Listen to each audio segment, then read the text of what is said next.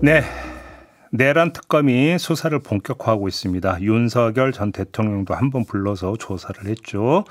사흘 뒤 5일 또 출석하라고 요구를 한 상태인데요. 김병주 더불어민주당 최고위원과 관련 이야기 좀 나눠보겠습니다. 어서 오세요. 네, 안녕하세요. 일단 좀 그 특검이 외환 유치죄에 대해서 이제 수사를 좀 본격화할 것 같아서 그걸 좀 집중적으로 여쭤보고 싶은데 그 전에 윤석열 전 대통령의 태도는 어떻게 평가를 하십니까?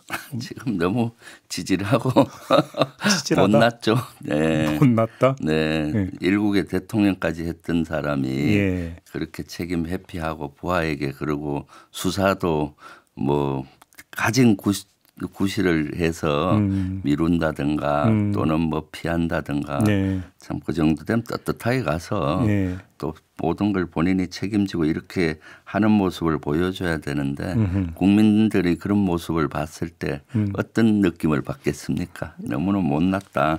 우리가 저런 대통령에게 어떻게 투표하고 어떻게 같이 있었나 이런 생각을 많이 하고 특히 군대에서는 더 그럴 겁니다. 국군 통수권자가 네, 책임은 나에게 공원 부하에게가 군의 불문율인데 책임은 부하에게 이렇게 미루고 있으니 네.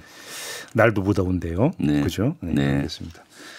지금 외환 유치자 관련해서 지금 평양 상공에 무인기를 띄워보냈다. 그래서 전단도 살포했다. 이건 팩트라고 봐도 되는 거죠? 네, 그렇습니다. 이미 여러 루트를 통해서 거의 확인이 됐잖아요. 그걸 누구가 지시했느냐. 그것이 남았다고 봅니다. 그러니까 앞서 JB타임스에서 전해드렸는데 지금 현역 장교의 녹취록이 입수가 됐는데 그걸 보면 김용대 드론작전 사령부 사령관이 이야기를 V의 지시다. 이런 요지로 이야기했다는 걸 들었다라는 거거든요. 네.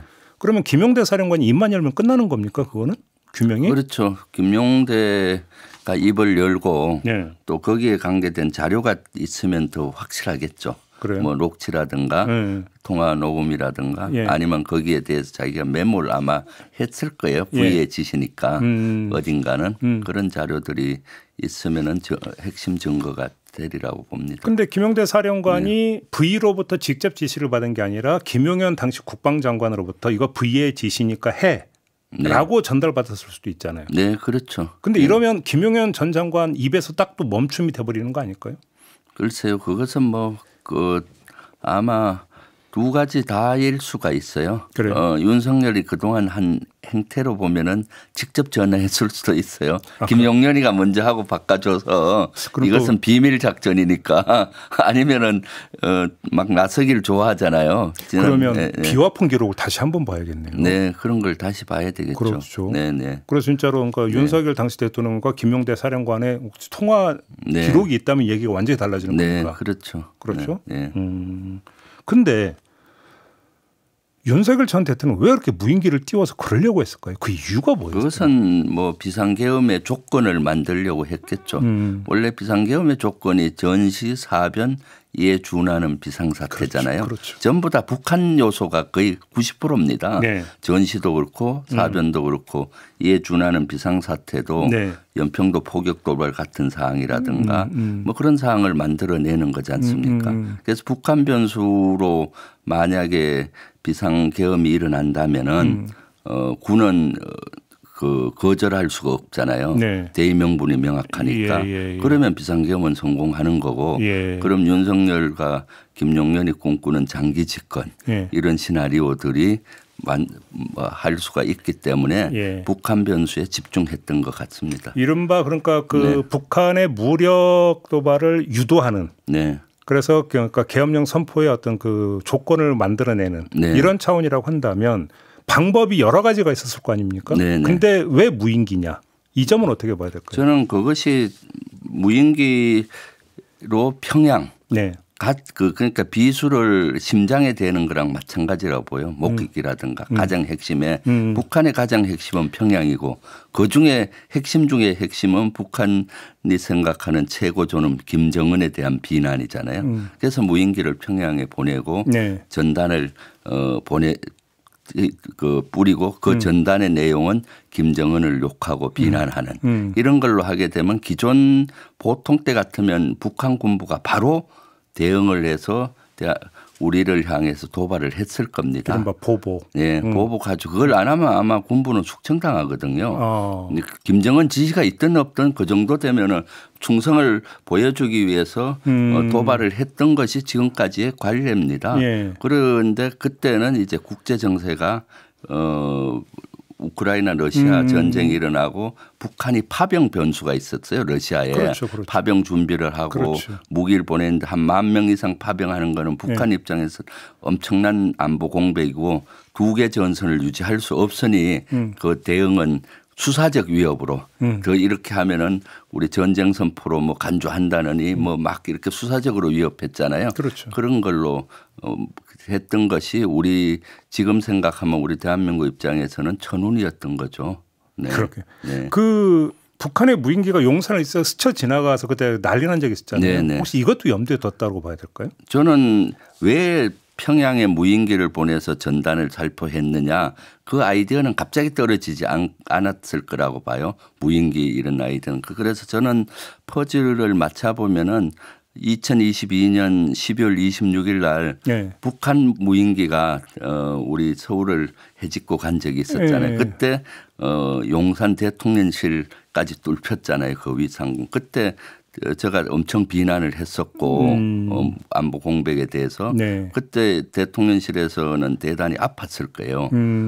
그 경험이 있었고 그 이후에 이제 그때도 대응 차원에서 며칠 후에 우리 무인기를 북한에 보낸 적이 있어요. 아, 그랬어요? 네, 예. 대응 차원에서 한 네 대인지 몇 대인지 기억이 안 나는데 예. 북한 지역으로 동해 쪽으로 보냈어요. 금강산 쪽으로 제가 보낸 걸로 알고 있는데 대응 차원에 해집고 갔는데 북한이 인식을 못했었거든요. 아, 그랬어요? 네, 그래서 그런 것들이 윤석열 머릿속에 있었고 그리고 그 다음 해에 드론 사령부가 만들어졌어요. 그렇죠. 그리고 그 다음에 오물풍선이 오면서 오물풍선이 용산 또 대통령실에 떨어진 적도 있지 않습니까? 그렇죠, 그렇죠. 그런 것들의 아이디어가 본인들이 아팠기 때문에 평양에 보내고 김정은을 건드리면 더 아플 것이다.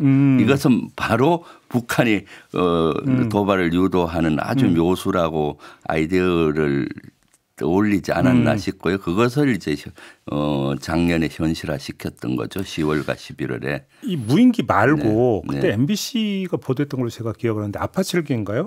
네. 그 이제 그 서해에서부터 이렇게 이제 그 군사분계선 따라서 네. 날아가게 만들었다 낮게 네, 거의 네. 포격권에 거의 그렇죠. 다 노출되게 이것도 네. 같은 일환이라고 해석을 해야 되는 그렇다고 거예요. 봅니다. 저는 작년 6월 이후에 작년 6월에 9.19 군사합의 효력 정지를 시키면서 본격적으로 강대강 국면으로 유도를 했지 않습니까? 그렇죠. 대북 확성기를 먼저 틀어서 했고 예전 같으면 대북 확성기를 틀어서 하면은 북한이 직접 조준 사격도 했었거든요. 그런데 그 북한의 대응은 대남 확성기를 통해서 계엄을 보냈잖아요. 그리고 그것도 안 먹혔고. 네. 그리고 이제 헬기를 NLL 가까이에 띄우면은 북한이 또 사격할 수 있잖아요. 네. 그런 것도 유도했던 것 같고 또 오물풍선 띄우는 지역에 대해서는 원점 타격을 해서 유도하려고 했는데 아마 그거는 우리 군에서 좀 반대를 했던 것 같고 김용연이가 막 하려고 했는데 그런 여러 정황들. 또 우크라이나에 북한이 파병을 보냈을 때는 우리도 파병을 보내서 그쪽에 또 변수를 이렇게 갖고 오려는 의도가 저는 있었다고 보고 있거든요. 그때 그게 좀 논란이 됐었는데 네. 그것도 그 일환이라고 해서 저는 그 일환이라고 봅니다. 그 일환을 또 숨어 있지 않았나. 순수 이제 북한의 동향이나 그런 것보다는 뭐 주로 정보 취득 차원 이렇게 얘기를 했었잖아요. 거기 이제 변수들이 거기서 우리가 그 파병을 규모를 좀 크게 했다면 서로 거기서 교전이 일어나고 거기에서의 대응 보복을 또 북한은 우리 쪽으로 했을 확률이 있잖아요. 그런 여러 가지들 모든 거를 하여튼 좀 전쟁을 쪽이나 국지전을 유도해서 비상계엄의 조건을 만들려는 아이디어가 작년 6월 이후부터 계속 있지 않았나 하고 저는 지금 퍼즐이 거의 맞춰지고 있거든요. 근데 그 말씀하셨으니까 지금 예를 들어서 그 무인기 띄운 거나 헬기 띄운 거나 이런 거라면 지금 내랑 관련해서 지금 안보실 인사들은 전혀 지금 얘기가 나온 게 없잖아요. 네네. 안보실이 몰랐을까라고 하는 상식적 의문도 드는데 이 점은 어떻게 보세요? 글쎄요. 저도 그것은 안보실이 관여됐을 것 같은데 예. 거기에 대한 근거를 찾기가 좀 어렵잖아요. 그렇죠. 네, 그래서 안보실은 이미 지난번에 제가 청문회 때도 문제 제기를 했듯이 김태호 1차장 김태호 1차장 같은 경우 정권 초기에 HID 부대를 방문했잖아요. 네, 그 말씀하셨죠. 네, 그때부터 네. 그리고 HID 요원이 편성된 어떤 정보팀을 그 대통령실에 두고 그래서 이미 그런 루트에서도 그런 것들을 좀 하려고 하지 않았나라고 예. 문제 제기를 계속 했었잖아요. 예. 그런 것도 수사로 밝혀지다 보면은 수사를 해야 밝혀진다고 봐요. 네네. 그러니까 이제 이런 것들을 지금 내란 특검이 이제 그 수사를 해서 규명을 해내야 되는 건데. 네네. 그러면 특검팀에 또 사실은 군을 잘하는 사람들도 좀 포진이 되어 있어야 될 것 같은데. 네. 어떻게 파악하고 계세요? 저는 거기 아마 군 검찰이나 이런 인원들이 파견을 나간 걸로 알고 있거든요. 그래요? 예. 군 검찰이나 군 수사관들이 파견을 나가면은 예. 군에 대한 걸 잘 알 수가 있고요. 그래서 사실 지금은 내란 특검 갖고만은 안 되고 예. 실제 이번 내란의 수사가 빙산의 일각으로 아주 적게 돼 있거든요.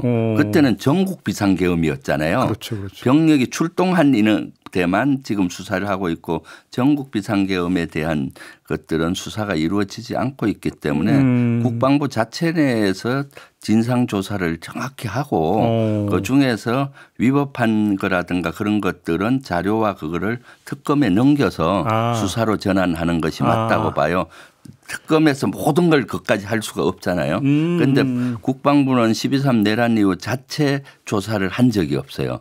아, 그랬네요. 네네. 예. 계속 제가 자체 조사를 해서 징계할 리는 인사에 불이익 줄 리는 진짜 형사적으로 갈 리는 이런 것들이 구분을 국방부가 1차적으로 해야 되는 거고 자체 조사를 통해서 그래서 형사적으로 가야 되는 인원은 수사기관에 수사를 의뢰해야 되고 그래서 지금 자체 빨리 조사가 이루어져야 되고 그걸 가지고 이제 수사를 해야 될 사항에 대해서는 특검에 넘겨서 공정하게 수사를 해야 되겠죠. 네. 그래요.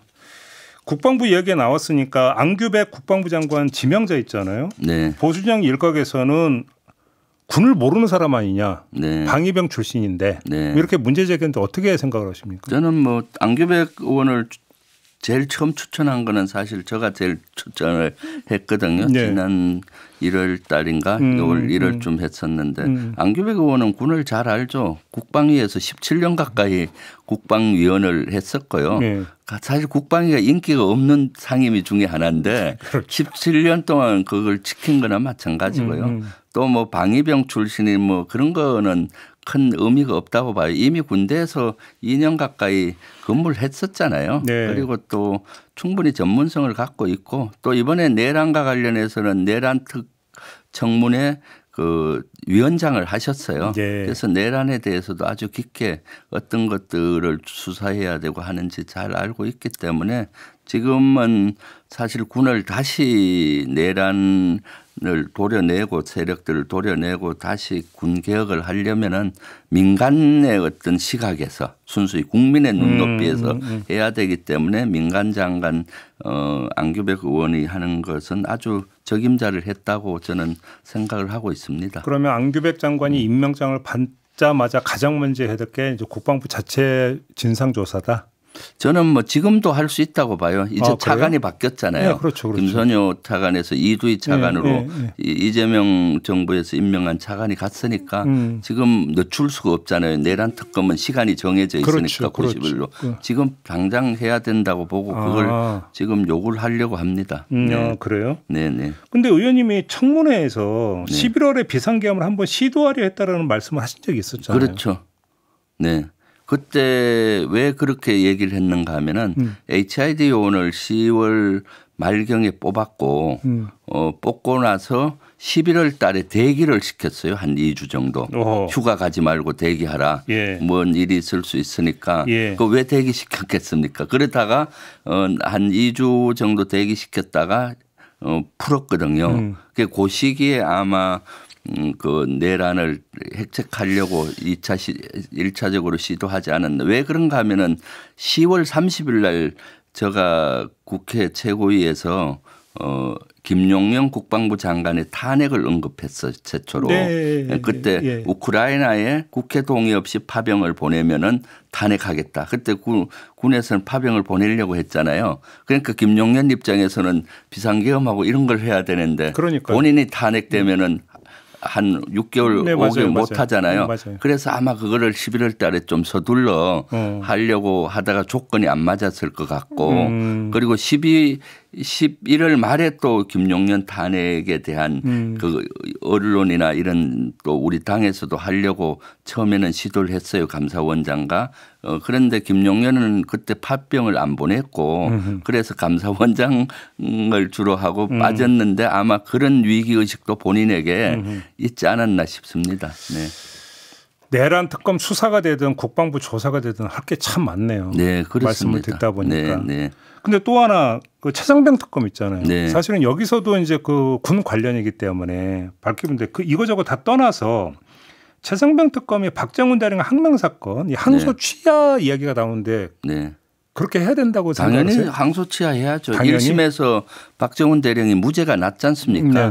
그런데 굳이 군 검찰에서 항소를 했는데 항소를 취하해야 된다고 봐요. 왜냐하면 박정훈 대령은 사실 불법적인 부당한 지시에 응하지 않은 거로 보여지거든요. 본인이 법에 따라서 초동 수사한 것을 경북경찰청에 넘긴 건데 그걸 항명이라고 하는 것은 조건이 이루어지지 않는 거죠. 네. 의원님이 오히려 제일 잘하실 것 같은데 임성근 전 사단장이 주장하기를 나는 지시를 내린 적이 없다. 지도만 했을 뿐이다. 이렇게 얘기하잖아요. 어떻게 평가하세요? 원래 그 해병대 사단은 50사단의 작전 통제가 됐 상태이기 때문에 자기는 작전 지휘를 해서는 안 되는데 당일날 가서 작전 지휘를 계속 한 거죠. 사실은 제가 봤을 때 뭐 수색을 어떻게 하라 몇 시부터 하라 그런 걸 해서는 안 되는 거예요. 그때는 후방 지원만 하는 겁니다. 구명조끼 없으면 구명조끼 갖다 주고 의식주 제대로 되는지 이런 지원만 해야 되는데 가서 본인이 다 지휘를 했다고 저는 그 정항으로 보면 지휘관을 오래 했던 사람으로 또 예하 부하들은 거기 지휘로 보는 거지 지도와 지휘로 구분을 예하 그 해병대 부대원들은 그렇게 보지 않죠. 군사 용어상 지휘와 지도는 다른 겁니까? 좀 다르죠. 다르긴 다릅니까? 근데 그건 행위를 보고 판단하면 되는 거다? 그렇죠. 행위를 보고 하는 거죠. 뭐. 알겠습니다. 최고위원으로서 심우정 검찰총장이 사퇴하잖아요. 오늘 어떻게 평가하십니까? 사퇴 갖고는 안 되죠. 수사를 받아야 되고. 그 비협헌 통화하고 그렇죠.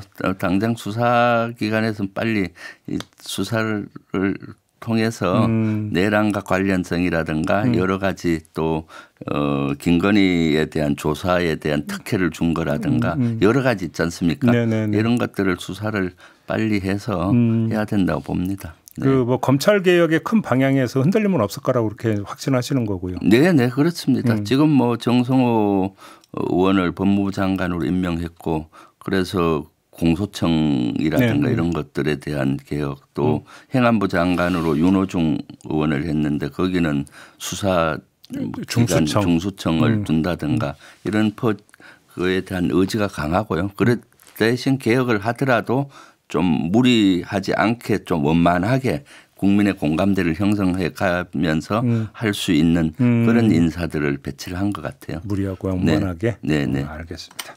자, 오늘 말씀 여기까지 들어야 될 것 같네요. 고맙습니다, 의원님. 네, 감사합니다. 김병주 더불어민주당 최고위원과 함께했습니다.